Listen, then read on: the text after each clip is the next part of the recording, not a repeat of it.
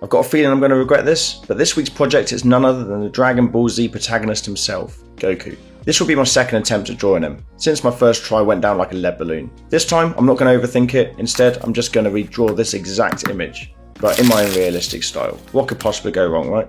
I'm starting with a Loomis head as my base and building from there. This is my usual approach to drawing faces, though this piece is a bit different since I'm working from a 2D reference instead of a 3D lifelike one. It will take some experimenting to get it right. The nose and mouth are proving especially tricky. I want to maintain that anime style while introducing a touch of realism. The eyes had me really torn. I decided to keep their shape close to the reference rather than going fully realistic. I think drawing them like a real human's eyes would lose that iconic Goku look, so I've aimed for something in between. But I think this is looking about right. Now onto sketching that trademark hair of his. I started the face a bit too big, so I won't be able to fit the entire hairstyle in, but hopefully I can include enough to still capture that unmistakable Goku look.